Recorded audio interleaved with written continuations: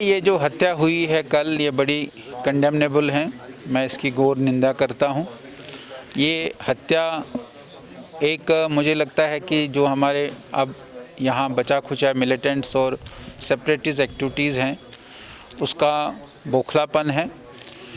जो वर्कर, जो भारतीय जनता पार्टी का कार्यकर्ता अपने इलाके में, जहाँ का वो इलेक्टेड रिप्रेजेंटेटिव था, वहाँ वो बहुत अच्छी काम लोगों के साथ समाज का डेवलपमेंट के काम कर रहा था। उनकी ज़रूरी जो समस्याएं होती थी, प्रॉब्लम्स होती थी, उसका समाधान करता था। मुझे कई बार राकेश पंडिता जी ने ये बात बताई कि मुझे वहाँ लोग बड़े पसंद करते हैं। मैं उनके काम करता हूँ, उनसे मिलता हूँ, उनसे बातचीत करता हूँ, मुझे बड़ा पसंद करते हुए, इसलिए मैं बार बार वहाँ जाता हूँ। तो मैं ये मानता हूँ कि ये जो इंसिडेंट हुआ है, ये यहाँ की पॉलिटिकल प्रोसेस को, यहाँ की डेमोक्रेसी को समाप्त करने, ख़त्म करने, उस पर एक कुटाराघात करने के लिए ये सब चीज़ें हो रही हैं। मैं इसकी घोर निंदा करता हूँ। सर, जहाँ तक सिक्योरिटी की बात की जाए तो सिक्योरिटी का कह रहे हैं कि उनके साथ में थी नहीं, तो वो अपने दोस्त से मिलने गए थे। तो क्या ये ज़रूरी है कि कहीं पे भी जाए तो सिक्योरिटी साथ में रखनी पड़ेगी? क्या ऐसे माहौल? नहीं, ऐसा नहीं है। मैंने अभी कहा कि भाई मैं इस बात को मानता हूँ कि भाई थोड़ी बहुत उसकी भी चूक है, लेकिन सरकार भी अपनी जिम्मेदारी से बच नहीं सकती है। सरकार को भी ये जो सारा सरकार का सिस्टम है, सरकार की व्यवस्थाएं हैं, सरकार का पूरा पुलिस का फोरम है, वो कहाँ सोया हुआ था। उसको नहीं पता था कि वहाँ त्राल में लोग घूम रहे हैं, त्राल में कुछ आइडेंटिफाइड और इस प्रकार के जो क्रिमिनल्स हैं, जो टेररिस्ट हैं, जो मिलिटेंट हैं, वो घूम रहे हैं। वो कहाँ सोए थे?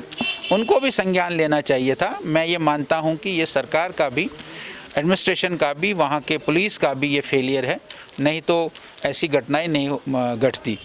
सवाल है, मैंने बताया कि हमारे वसीम बारी जी बांडीपुरा में, उनका पूरा ख़ानदान ही ख़त्म किया, बाप भाई खुद। क्या वहाँ सिक्योरिटी नहीं थी? 10 लोग तो पुलिस के थे वहाँ, उसके PSOs वहाँ थे, उसके PSO थे, उसके पिताजी के PSO थे, उसकी बहन का एक PSO था, उसके भाई का एक, कुल मिलाकर 10 लोग थे। 10 लोगों के सामने उन्होंने 3 लोगों की हत्या की। तो ये बहुत बड़ी चूक ये सरकार की भी है, जो इस प्रकार की रैकिंग, इस प्रकार का जो अभी भी कश्मीर में इस प्रकार के खुले लोग बंदूकें लेकर घूम रहे हैं और वो चुप है, साइलेंट है, वो इसको देखते नहीं हैं। ऐसा सरकार को भी अपनी जिम्मेदारी का एहसास करना चाहिए।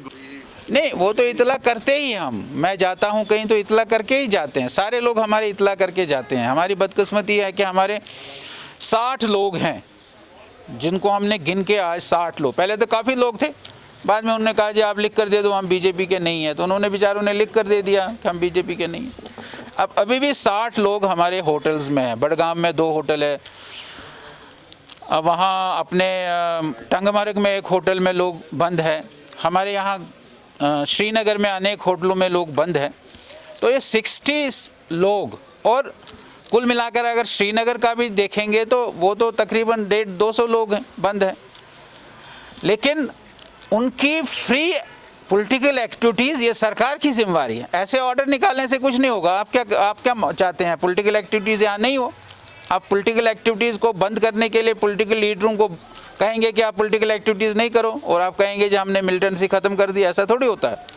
उनको, सभी पॉलिटिकल लीडर्स को पॉलिटिकल एक्टिविटीज़ करने के लिए उनको खुला छोड़ना चाहिए, उनको सिक्योरिटी देनी चाहिए, उनका पूरा सिक्योर रहते हुए वे पॉलिटिकल एक्टिविटीज़ करें। ये जिम्मेदारी है सरकार की, जिम्मेदारी है यहाँ की पुलिस की, वो उनको निभानी चाहिए, ऐसा मेरा मानना है। कि आज बहुत ही दुखद घटना जो घटी है त्राल के इलाके में, जो राकेश पंडिता, जो कि बीजेपी के एक हमदर्द लीडर थे, जो लोगों को हमेशा लोगों की खिदमत करने में यकीन रखते थे, और कल आपने देखा मिलिटेंट्स ने मौत की घाट उतार दिया। एक बेगुनाह को मार के क्या हासिल होने वाला है? आप जितने हमारे लीडर कार्यकर्ताओं को मारेंगे उतने हमारे यहाँ से खड़े हो जाएंगे। आखिर कब तक हमारे वर्कर्स और लीडर शहीद होते रहेंगे? मेरी यहाँ की लेफ्टिनेंट गवर्नर मनोज सिन्हा साहब से दरख्वास्त है कि मेहरबानी करके जो हमारे फार फ्लंग एरिया में ग्रास रूट लेवल पे जो डेमोक्रेसी को स्ट्रॉन्ग करते हैं, उनको सिक्योरिटी सिक्योरिटी फराहम करनी जानी चाहिए, उनकी जो सिक्योर एकोमोडेशन होनी चाहिए। बार बार हमें ये दरख्वास्त करनी पड़ती है और मेरी खास करके हमारे ऑनरेबल जो हमारे होम मिनिस्टर है, जो सेंट्रल लेडेड गवर्नमेंट मोदी सरकार है, मेरी उनसे भी दरख्वास्त रहेगी कि उनको अब इसमें पर्सनल इंटरवेन करने की ज़रूरत है। क्यों? अब यहाँ का जो बीजेपी का जो ग्राफ है वो दिन ब दिन उभरता ही जा रहा है, जो कि यहाँ की जो रीजनल पार्टीज़ हो या बाकी लोग हैं जिनको वो रास नहीं आती है और वो नहीं चाहते यहाँ पर बीजेपी फूले फले। मुझे लगता है कहीं ना कहीं सेंट्रल लेडेड गवर्नमेंट का इंटरवेंशन बहुत ज़रूरी है और आज हमने यहाँ पर आपने देखा उनको खराज अकीदत पेश किया। इनकी कुर्बानी हमेशा, राकेश पंडित साहब की कुर्बानी हमेशा याद रखी जाएगी, क्योंकि सबसे ज़्यादा अगर इनको यहाँ पर प्यार मिला है वो त्राल के कश्मीरी, चाहे वो मुसलमान हो, सिख हो, हिंदू हो, सब ने उनको प्यार दिया और वो हमारे एक वाकई में जिंजारू लीडर थे, उनको हमेशा हम याद करेंगे।